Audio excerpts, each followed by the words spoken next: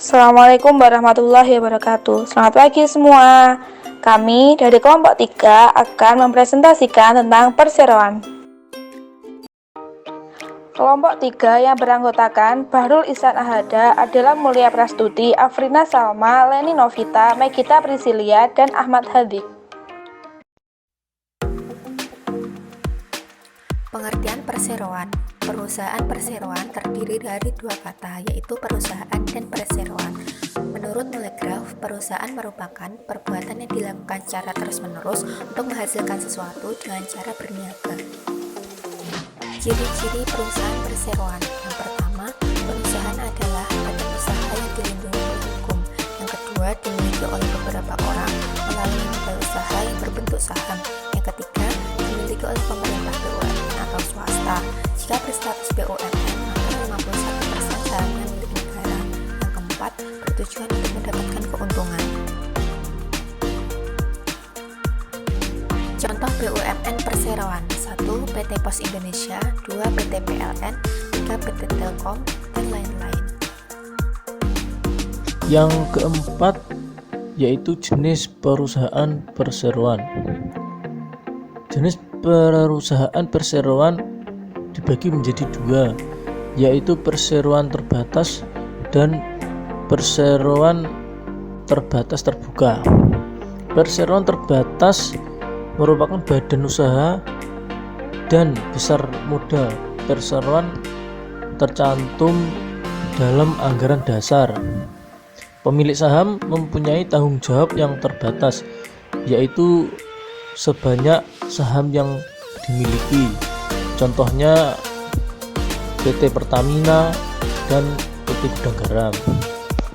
Sedangkan perseroan terbatas terbuka yaitu perseroan terbatas yang menjual saham atau sahamnya kepada masyarakat.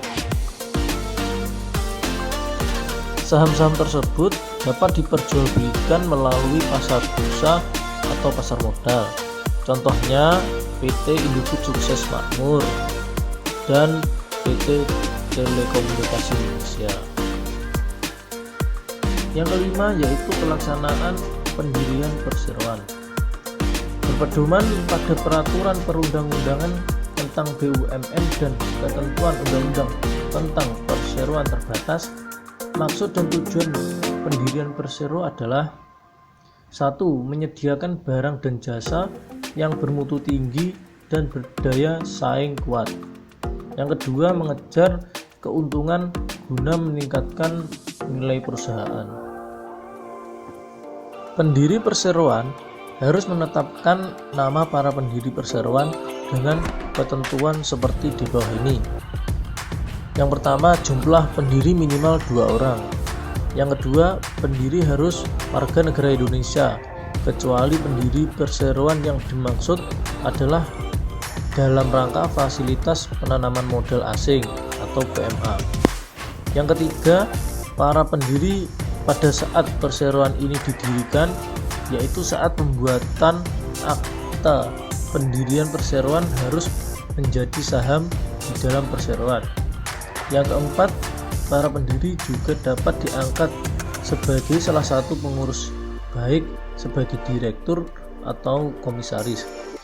Yang kelima, direktur atau komisaris lebih dari 1 orang, maka salah satu dapat diangkat menjadi direktur utama atau komisaris utama.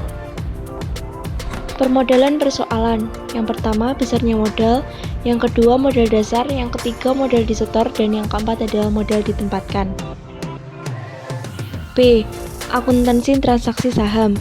Yang pertama, modal dasar adalah seluruh nilai nominal saham perseroan yang disebut dalam anggaran dasar. 2. Modal ditempatkan adalah jumlah saham yang sudah diambil pendiri atau pemegang saham. Ada yang sudah dibayar dan ada yang belum dibayar. 3.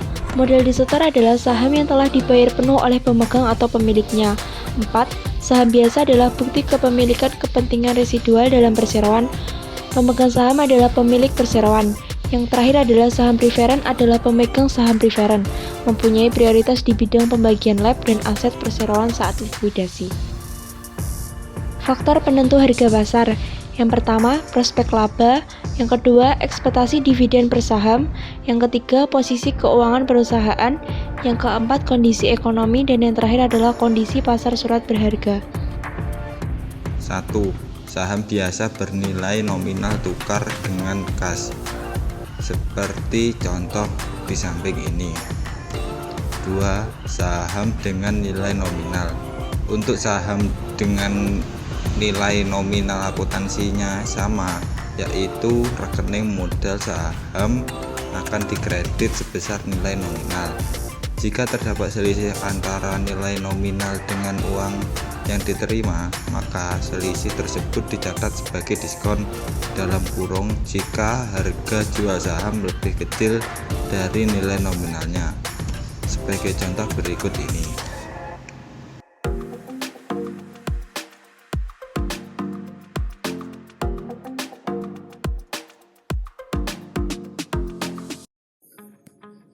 Saham tanpa nilai nominal. Untuk saham tanpa nilai nominal, rekening modal saham akan dikredit sebesar uang yang diterima tersebut. Contoh, PT Lestari menjual 1000 lembar saham biasa tanpa nilai nominal, maka jurnalnya adalah sebagai berikut.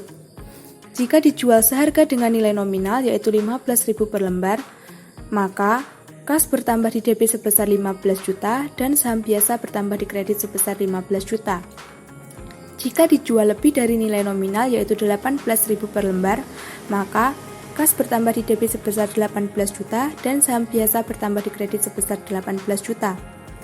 Jika dijual kurang dari nilai nominal yaitu 12.000 per lembar, maka kas bertambah di DP sebesar 12 juta dan saham biasa bertambah di kredit sebesar 12 juta. Jika saham dijual dengan pembayaran bertahap, maka pada saat menerima pemesanan saham, perusahaan akan mencatat pemesanan saham setelah menerima uang rekening piutang di kredit. Setelah lunas saham, diserahkan ke pemesan. Contoh, perusahaan pada tanggal 1 Maret 2017 menjual 1000 lembar saham biasa dengan nilai nominal 15.000 per lembar dengan harga 18.000 per lembar. Saat itu, diterima kas 50% dari harga jualnya. Sisanya dibayar 2 kali yaitu pada tanggal 1 April dan 1 Mei. Pada tanggal 1 Mei, saham diserahkan ke pemesan. Jurnalnya adalah sebagai berikut. Pada tanggal 1 Maret, dicatat piutang pemesanan saham berada di DP sebesar 18 juta. Saham yang dipesan berada di kredit sebesar 15 juta. Agio saham berada di kredit sebesar 3 juta. Kas berada di DP sebesar 9 juta. Dan piutang pemesanan saham berada di kredit sebesar 9 juta. Pada tanggal 1 April, kas berada di DP sebesar 4.500.000, piutang pemesanan saham dicatat di kredit sebesar 4.500.000. Dan pada tanggal 1 Mei, kas dicatat di debit sebesar 4.500.000, piutang pemesanan saham dicatat di kredit sebesar 4.500.000, saham yang dipesan dicatat di debit sebesar 15 juta, dan modal saham dicatat di kredit sebesar 15 juta. Saham perbendaraan atau treasury stock. Saham perseroan dapat dikatakan sebagai saham treasury stock apabila 1. Telah diterbitkan dan dibayar penuh. 2. Telah ditarik oleh perusahaan itu sendiri. Dan ketiga, tidak diterbitkan kembali. Terdapat 2 metode pencatatan transaksi saham treasury, yakni dengan metode harga perolehan atau cost method dan metode nilai nominal atau par method. Contoh pencatatan transaksi dengan cost method sebagai berikut. Suatu perseroan memiliki modal disetor dari saham biasa yang diterbitkan dengan komposisi sebagai berikut. Saham biasa nominal Rp25 sebesar 20.000 lembar. Diotorisasi dan diterbitkan sebesar Rp500.000. Modal disetor di atas nilai nominal sebesar Rp150.000.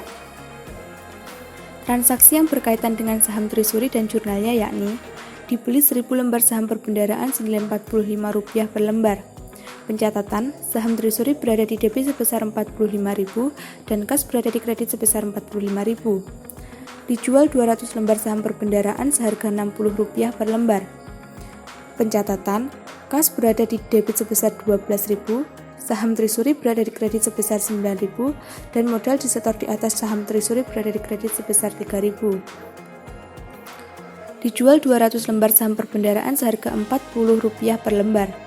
Pencatatan, kas berada di debit sebesar 8.000, modal disetor di atas saham treasury berada di debit sebesar 1.000 dan saham treasury berada di kredit sebesar 9.000.